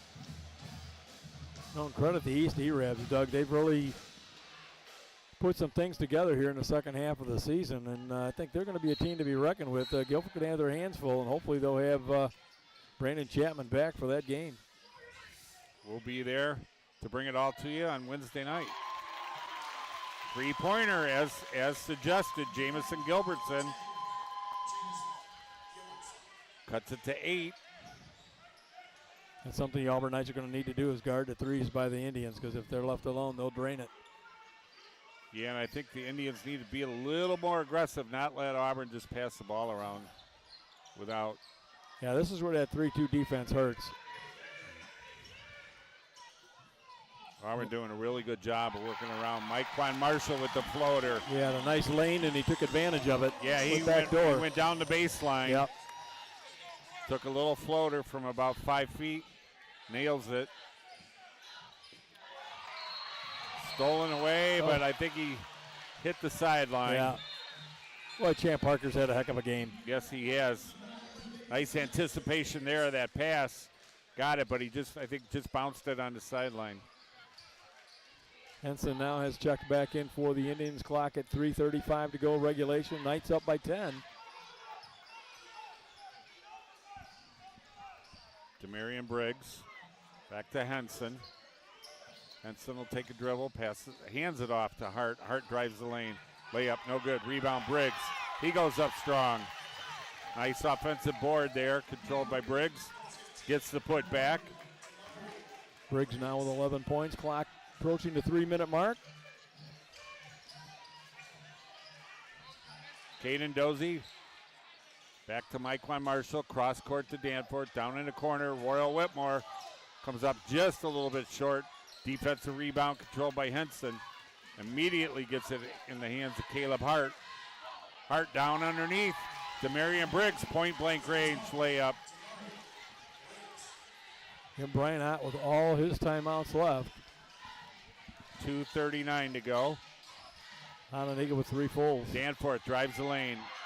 Layup no good. Danforth just off tonight. Yeah, he just can't get Battle it. for the rebound. They tie it up. Jump ball. Possession arrow to Auburn. Now you're right now, checks back in for the Knights. Clock at 2:29 to go regulation. Royal Whitmore comes to the sideline. Guilford Vikings up 46-43 with 1:56 to go in regulation over at Belvedere.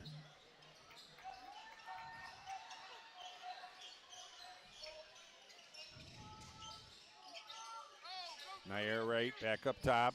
Parker drives the lane.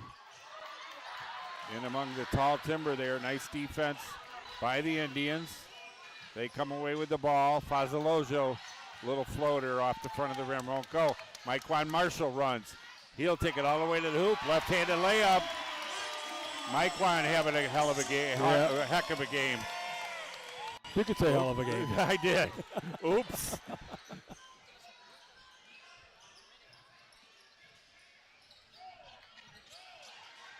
Henson took about 4 or 5 steps, no call.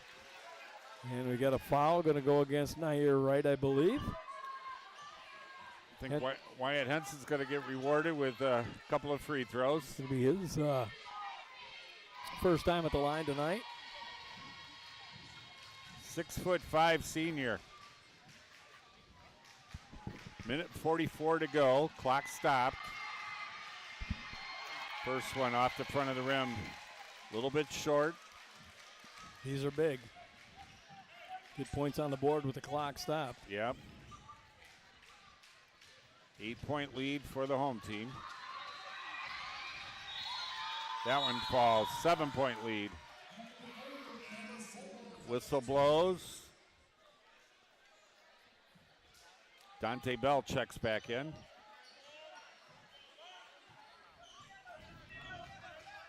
Parker and Danforth in the backcourt. Parker gets trapped. Indians have fouls to give. They've got only one team foul here in the fourth. Down to a minute and 28. Tried to steal it. Myquan Marshall thought about going baseline again. He's cut off by Caleb Hart. Hart gets called for the foul. That'll be his second.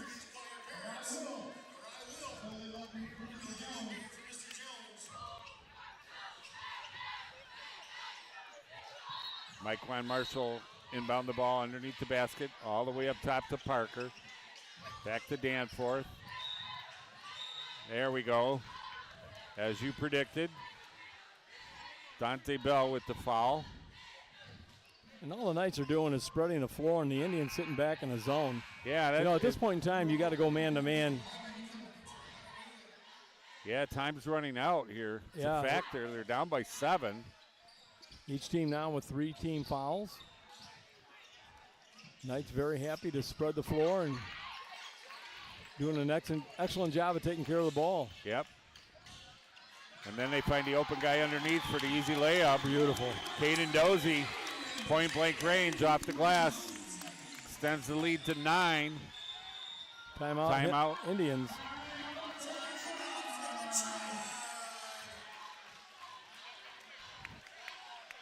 Coach Smith telling his team to stay on the bench.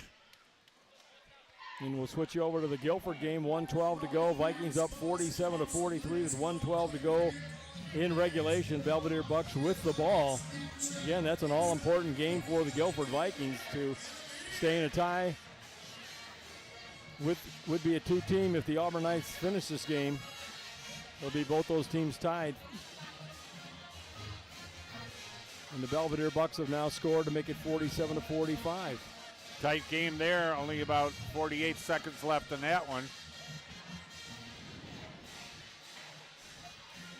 Got the band staying for the entire game, Dave. Yeah, this is. I'm gonna find out who the band director is. Kudos to the Auburn High School band. Yep. And all the band members. They introduced some of the seniors at halftime. Here we've got 54.3 seconds to go. The Auburn Knights leading 57-48 in regulation. Can you see the possession arrow, Dave? It would be towards. It looks like it's towards Hananiga. Hananiga, yep. I see it now. They have the ball. Hananiga with 2 timeouts left. The Auburn Knights have all theirs. They need to shoot. Long three-pointer, good. Jamison Gilbertson nails the 3, cuts it to 6. Clock still running. Yep. 30-second timeout by Auburn. Yep. A lot of time went off there after that made 3. Ball was just laying on the inbound down there. Obviously, Auburn in no hurry to go get it. No, and Brian Ott very quick to take a. Here's Brian Ott. This is why he's a Hall of Fame coach. Very quick, seeing what was going on, took a quick 30-second timeout to have any change of possession if the official would have blown the whistle. Yep. Yeah, he saw what was going on with the loose ball laying there and none of his players going over there. Yep. Probably would have only been another second or so, would have been a violation. Yeah, and he ran over to Kevin King and said, I need a 30, and was granted. Good coach. Yeah. It's been around for a few years, probably seen it all, done it all. I believe 27. I remember 27 years, 35 years, 27 here at in Rockford Public Schools. No. Now, Vikings playing tough D. Gets called for the foul. I believe that was Caleb Hart. Still got a couple to give. Yeah, that's 4th. Next one will be a shooting. Yep.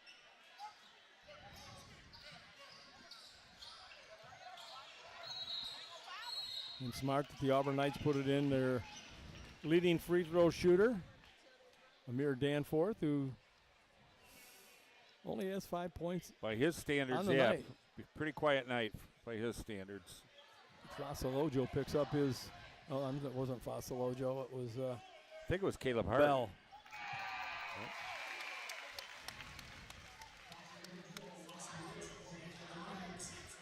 Yep. Danforth sinks the first free throw. 58-51, 7-point lead, 29.2 seconds. This could pretty much ice it if he makes this one. 88% free throw shooter, drains both. He does.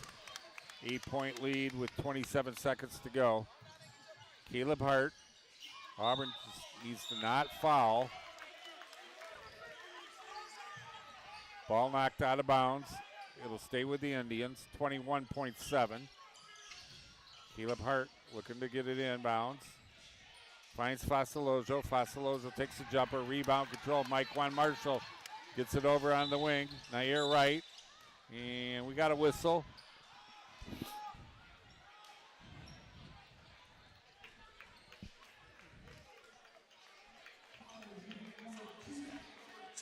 That time it is on Caleb Hart. Yep. That'll be his 4th. Now you're right. Going to the line, 1 for 2, Doug.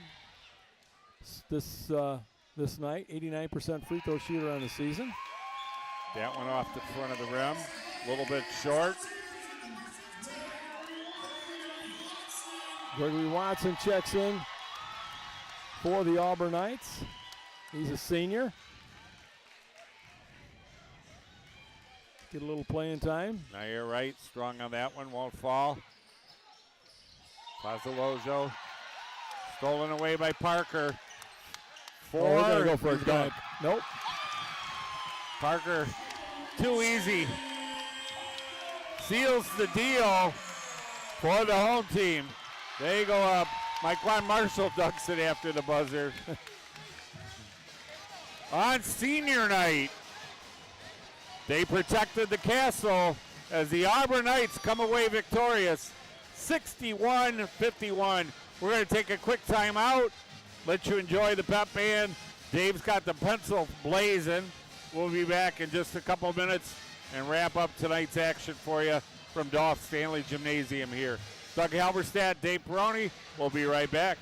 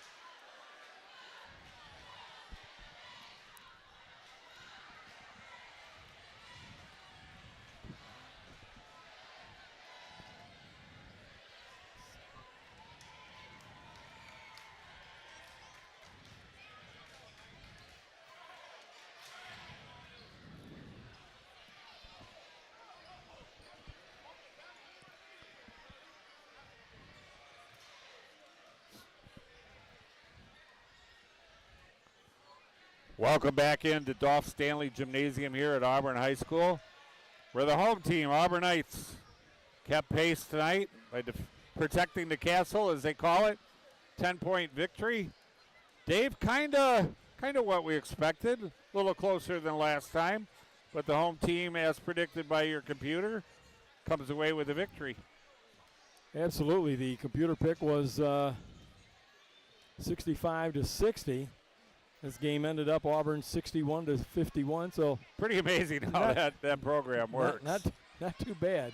If I could only use it for DraftKings. Anyway, senior night, we had a lot of the players out mid-court, posing for some pictures, doing some slam dunks. As this probably the last time they'll play competitive basketball on this court. Obviously, they still got some more practice and things here at home, but this is it for competitive basketball for the seniors on the Auburn Knights, and they showed well tonight. Yeah, it was a close game throughout. It came out the third quarter, the all-important third quarter, and that's where the Auburn Knights began to take control of this game. So looking at some of the stats, Doug, for the Auburn Knights, they were led by Champ Parker. He had 19 points on the night, 7 of 12 from the free throw stripe. Mike Marshall followed up with 13 points, and 8 points went for Darian Royal and Caden Dozie. Amir Danforth finished with 7 points.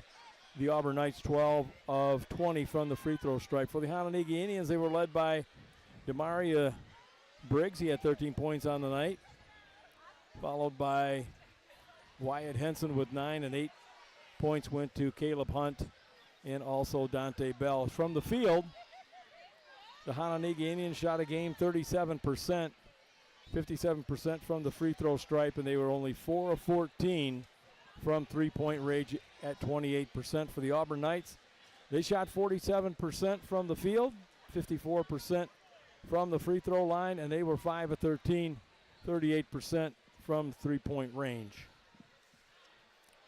Couple finals to report. East E-Rabs defeating the Boylan Titans 77-40, and the Guilford Vikings held on to beat the Belvedere Bucks 50-45. Auburn and Guilford now each tied at 15-2 atop the Nick 10. Nice.